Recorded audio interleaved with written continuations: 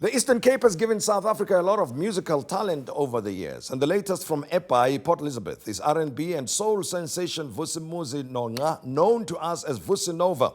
And he was always certain of the path his life would lead, even with the battles he faced along the way.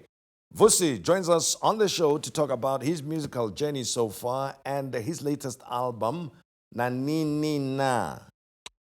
Yeah. Sounds like Asian. It sounds I Asian. know what it is. Naninina. La la la la la la le. Might as well have a follow-up album. La la la la la la le. Naninina. Naninina meaning anytime. Yes, Anytime. Well, which is cool. Naninina. I like it. Yeah. And then the next one is la la la la la la le. We'll talk about Naninina in a short while. I must say it right because then I'll, just get used to playing around with it. You are saying it right, so okay. I'm happy. Okay, you good? No, I'm nice. Right, now, Etta James. Yes. I'd rather go blind. Yes. That's a song by Etta James and was loved by much older, many. I mean, I but think that much song came older out, people yeah, who had seen the troubles of life. Yes. And whenever they tried or wanted to console themselves, they would play that song and Wow. feel the pain because, Etta James, very soulful Yes. singer, bluesy singer, Very more than soul singer. Yes. Right, so they could relate to that. So how could a young man launching his career say, I'd rather go blind? Huh? That's pessimistic. I'd rather go blind. I mean, so I moved to Joburg to stay with my mom. I think I was 14 at the time. Yes. And when I got to Joburg, umama bethanda is soul music kakhulu. Yes. I'm sure you remember Motown. Yeah, most definitely. So umama listened to a lot of Motown. Yes. And that particular song was one of her favorites. Yes. So I was kind of forced to listen to that kind of music, but I ended up loving it. Yes. So she passed on 2005, and when I was doing my very first album, actually not my it was my second album. Yeah. I thought to myself, let me do something for her. Yeah. So that song was for my late mother. I mean, she loved that song to bits. Yeah, no, but notwithstanding, and one of the good things about songs like that one is that they last for a long time. True. It's been there for decades. I mean, that song came out in the late 60s. Exactly. And then I redid it in 2013. Yeah, and gave it your own touch, but still has the same effect. I was so worried about doing that song. But because when you do someone's song, yes, you have to do justice to it. And I hope that I did that. Well, I mean, we wouldn't mention it. It would have been one of the forgettable times that we wouldn't want to embarrass you and talk about something. Yes. But you mentioned your mother, and you had sad experiences with your parents passing on when you were still relatively young. And tell me about that. So my dad passed away when I was 2.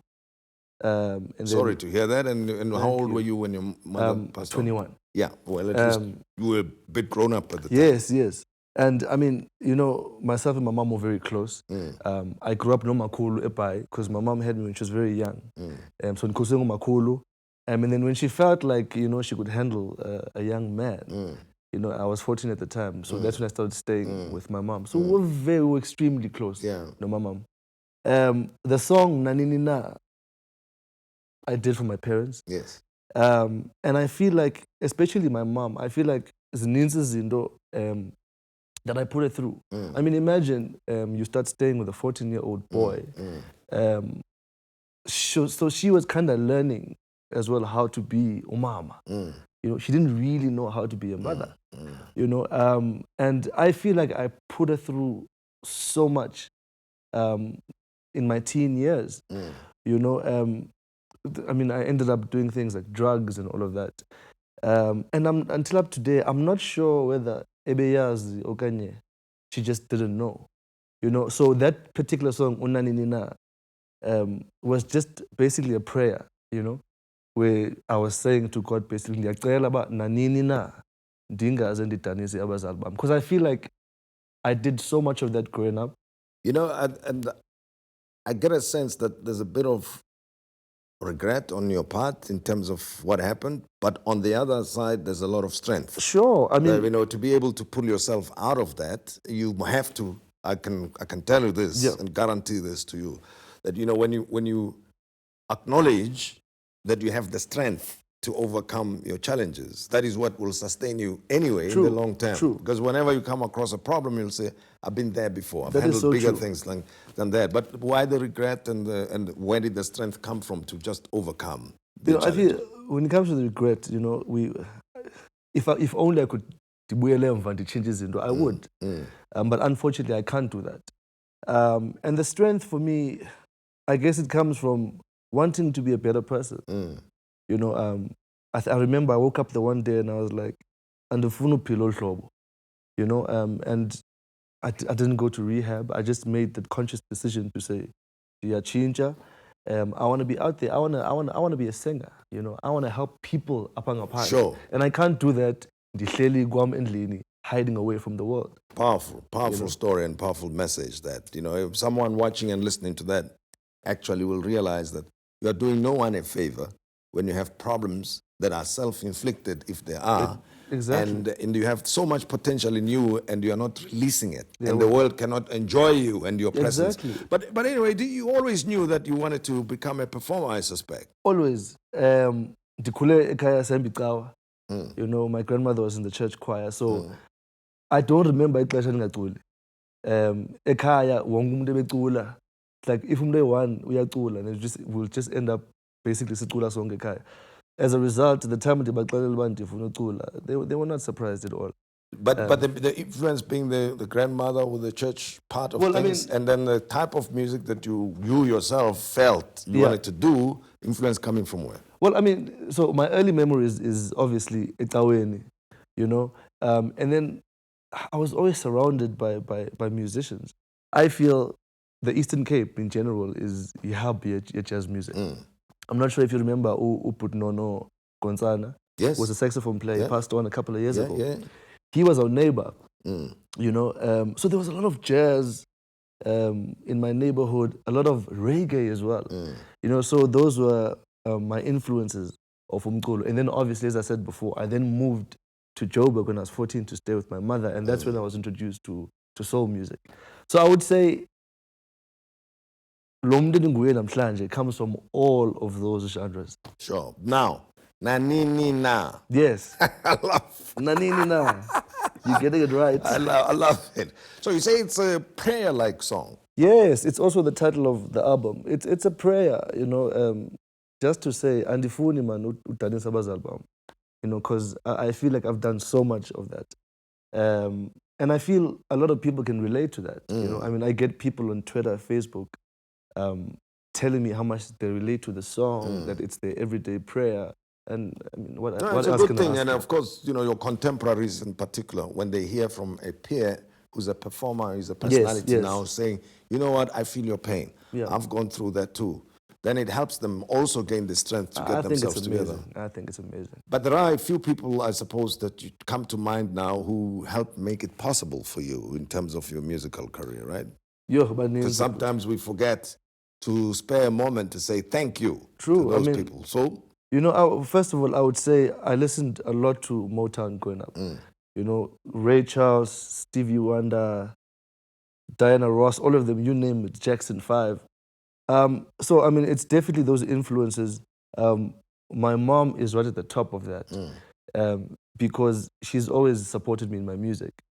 So my mom, Upudringo, I feel he's got one of the biggest voices, if not the best in the country. And then when it comes to performance-wise, Undando, I think is a great performer. I mean, it's just a number of people. Recently, Unati just came out, and the difference he made in my life, because I feel like I was trying to help him, but at the same time, he helped me. yes. In the sense that he kind of reminded me how beautiful Xhosa is. My previous albums were always 90% English, and now I've done the total opposite of that. My album is now 95% Xhosa, so there's a number of people who've helped me in my journey. Yeah, but the journey is still on, right? It never stops. And people think it's easy. Ayiko easy too, you know. As I said before, I don't remember a time where dingaculi, you know. So I've always been out there trying to make it happen. And I only got my first break basically in 2013. Well, Vusi Nova, everything of the best to you, and thanks very much. And we appreciate you sharing your story with us and picking yourself up when you were going through difficult times and having the strength to let the world enjoy your talent. Thank you so much. And I mean, the album is #1 right now in the music top chart. So just thank you to everyone who's been out, who's gone out there to get the album, Diabular.